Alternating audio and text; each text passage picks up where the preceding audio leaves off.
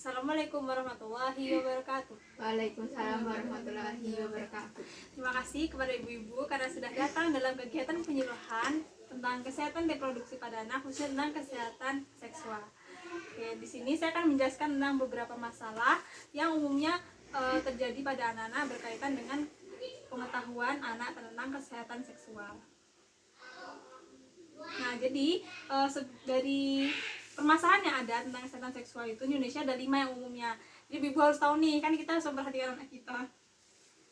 Nah, yang pertama itu ada permasalahan tentang pelecehan dan kekerasan seksual pada anak. Yang kedua ada tentang pembicaraan kesehatan reproduksi antara orang tua dan anak itu masih dianggap sebagai hal yang tabu oleh orang tua. Nah, kemudian yang ketiga permasalahan itu adalah tingginya angka pernikahan dini. Jadi pernikahan di bawah umur. Kemudian yang keempat ada rendahnya pengetahuan anak-anak maupun orang tua tentang penyakit menular seksual. Kemudian yang kelima ada rendahnya pengetahuan dan kesadaran pentingnya kebersihan organ reproduksi. Nah, kita masuk ke permasalahan yang pertama. Nah, jadi kekerasan dan pelecehan seksual itu terjadi pada anak biasanya itu umumnya jadi dilakukan oleh orang yang tidak dikenal pada lingkungan kita. Jadi bukan karena orang yang tidak dikenal, jadi malah lebih sering terjadi pada anak itu disebabkan oleh orang yang tidak dikenal, misalnya karena tetangganya atau orang-orang yang dipercaya sama anaknya. Dari penelitian itu ada sekitar 90% itu terjadi karena orang yang dikenal, misalnya karena tetangganya atau karena pamannya, tantenya gitu. Jadi itu tuh orang yang dikenal gitu loh, bukan dari orang asing biasanya. Nah, terus gimana solusinya? Yang pertama dari orang tua. Jadi orang tua itu sebagai ibu-ibu ini harus memberikan pemahaman kepada anak untuk tidak berbicara atau menerima barang dari orang asing.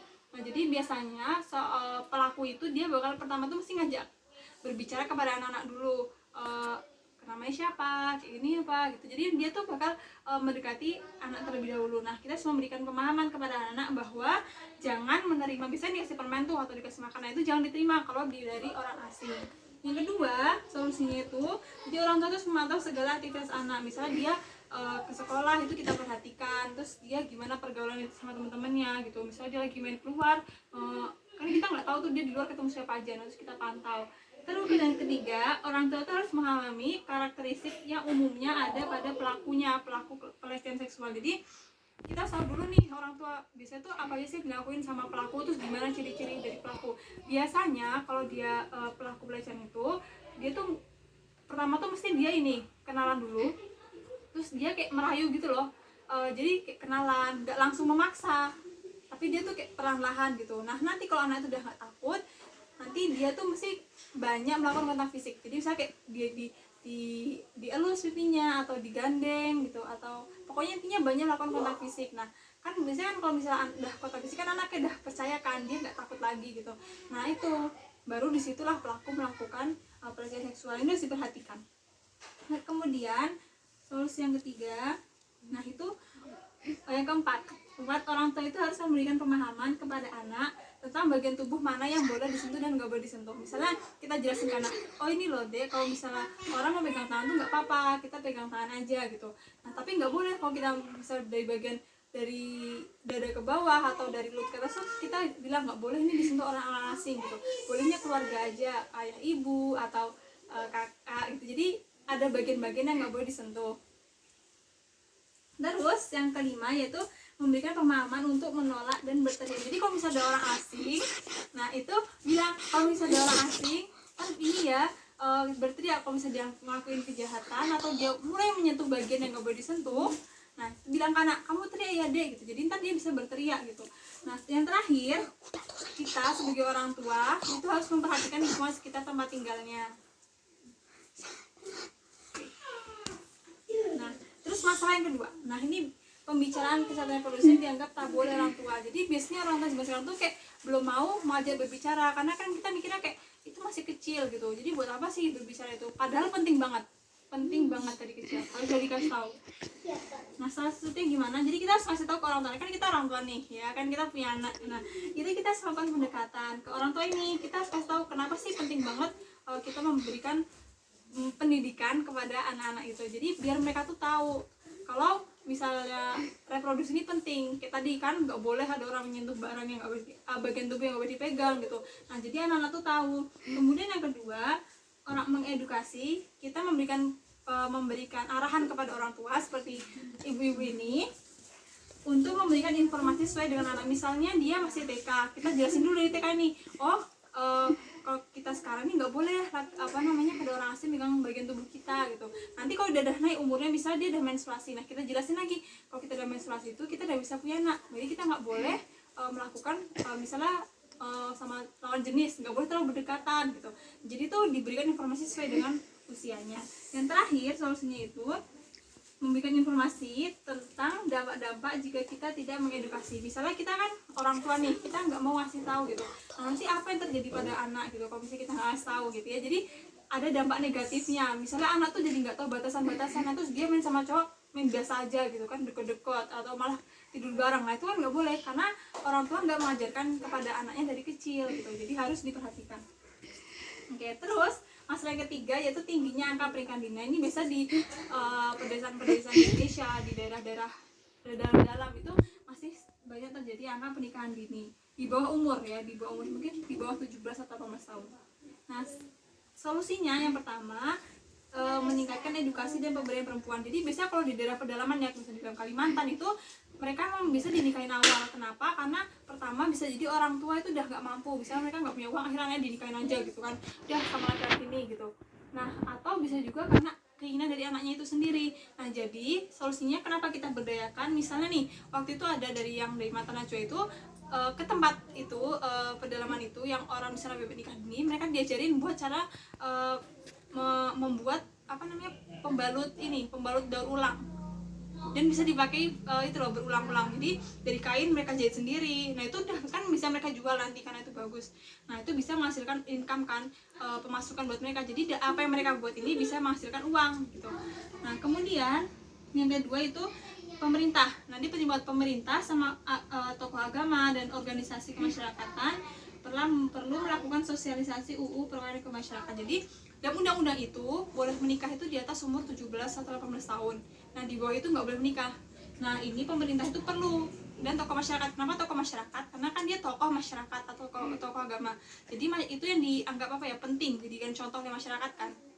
Nah jadi iya betul. Jadi mereka tuh memberitahu ke masyarakatnya, ini loh kita tuh nggak boleh menikah di bawah umur, nanti dampaknya begini gitu. Jadi dijelaskan. Kemudian yang ketiga itu memberikan penyuluhan ke sekolah-sekolah dampak negatif pada pernikahan dini. Nah jadi dari sekolah nih, biasanya kan kalau di pedalaman juga itu kan mereka tuh sekolah nggak tinggi kan, kadang kelas 3 doang, kelas 5. Nah itu tapi tetap perlu diberikan di sekolah itu ke anak-anak itu, anak perempuan buat nggak boleh. Kenapa sih nggak boleh menikah dini gitu? Apa dampaknya? Misalnya kalau dia menikah dini itu belum siap reproduksinya. Kadang anaknya tuh yang lahir jadi cacat atau BBLR, jadi berat badan bayi lahir rendah. Jadi dia nggak lahirnya tuh di bawah normal gitu, beratnya kecil banget. Atau bisa juga bisa kalau lahir itu kematian pada ibu kalau dia lahirnya ini terlalu cepat, terlalu dini. Terus yang terakhir yaitu membentuk kelompok sebaya untuk memberikan penyuluhan tentang kesehatan reproduksi. Jadi kita membentuk kelompok-kelompok belajar teman-temannya. Kemudian ada yang menjelaskan gitu. Jadi ibu-ibu ini kalau misalnya punya anak bisa bisa membuat kelompok remaja gitu sama teman-teman, kemudian dijelaskan bareng-bareng, oh ini loh nggak boleh, ini dampaknya ini bahaya ini gitu. Jadi dijelaskan berkaitan dengan kesehatan seksual.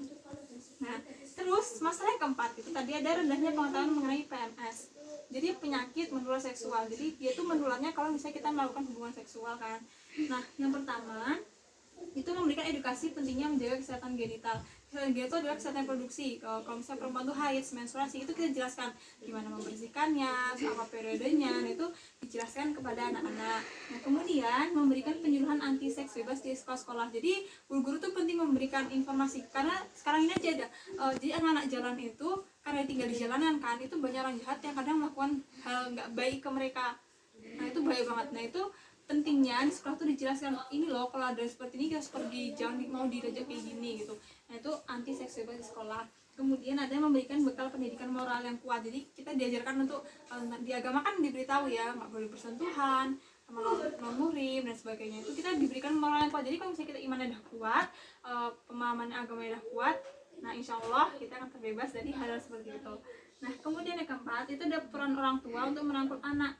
remaja gak bersikap terbuka dan komunikatif. Jadi kita ini sebagai ibu-ibu, nah itu harus dekat sama anak-anaknya. Kita tanyain ada masalah apa, gimana kegiatan di sekolah, karena kadang mereka kalau nggak dipancing buat ngomong tuh nggak bakal cerita gitu kan. Kadang mereka kan takut, ini aku kayak gini bener gak ya, atau kadang mereka tuh misalnya udah mengalami hal itu kan, nah tapi mereka nggak berani cerita gitu, takut misalnya tadi orang tua atau misalnya dia bikin malu. Nah itu jadi kita harus aware ya, harus kayak peduli, kita yang memperhatikan mereka gitu. Nggak apa-apa, cerita aja gitu, harus terbuka lah. Intinya tuh kayak curhat-curhatan gitu loh antara orang tua sama anak.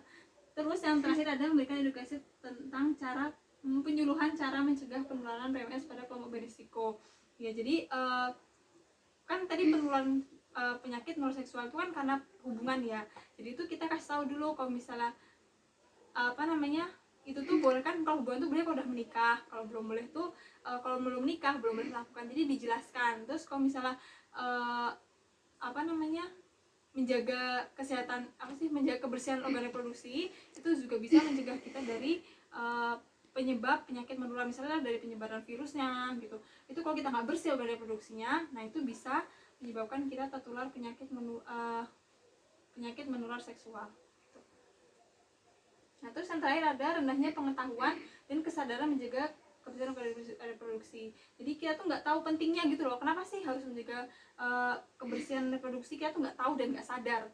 Nah itu harus kita tingkatin. Caranya gimana? Yang pertama, diberikan penyuluhan cara menjaga kebersihan reproduksi. Jadi kan kadang kita nggak tahu ya, bahkan orang tuh nggak tahu kebersihan gimana. Dalam Islam aja dijelaskan, misalnya maaf ya, dari bulu kemaluan itu harus dicukur kan. Nah itu sebenarnya orang-orang tuh nggak tahu gitu, itu sebenarnya boleh nggak sih. Nah padahal dalam Islam tuh dia disunahkan untuk dicukur. Nah itu salah satu untuk bentuk menjaga kebersihan organ reproduksi. Jadi dijelaskan, oh cara bersihnya gini, kalau misalnya pakai celana dalam tuh jangan terlalu ketat, sering-sering diganti, kemudian tidak boleh itu loh, kalau misalnya kita buang air tuh dilap dulu, jadi nggak basah gitu, nggak lembab, karena kalau lembab bakteri itu dia bakal cepat bertumbuh, berkembang biak di situ.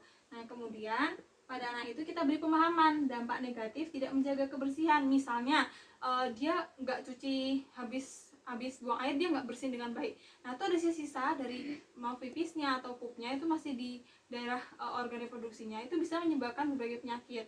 Atau misalnya dia nggak ganti itu dengan bersih kan, pembalut, itu bisa menyebabkan misalnya dia keputihan parah gitu kan, kita nggak tahu. Nah itu kita berikan contoh dampak negatif dari nggak menjaga kebersihan reproduksi. Nah kemudian orang tua itu harus memberikan pemahaman pentingnya menjaga kebersihan organ reproduksi menggunakan berbagai media. Misalnya kita mau menjelaskan kepada anak nih, ini loh cara membersihkan tuh gini. Nah itu kita bisa jelaskan, kan kadang anak tuh bosan ya kalau misalnya pakai tulisan-tulisan, kita ngomong ceramahnya juga bosan.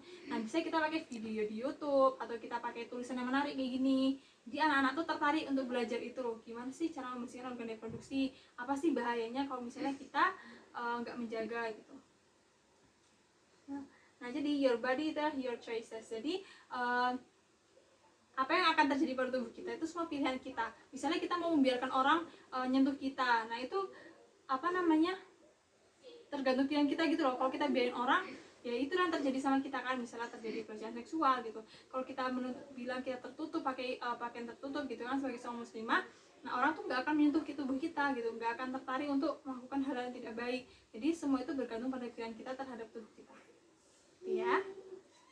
Nah, terima kasih. Apakah ada pertanyaan ibu-ibu? Mungkin tadi mau nanya. Oke, nggak jadi ya. Oke, mungkin sekian aja dapat saya sampaikan, kurang lebihnya mohon maaf. Wassalamualaikum warahmatullahi wabarakatuh. Waalaikumsalam warahmatullahi wabarakatuh.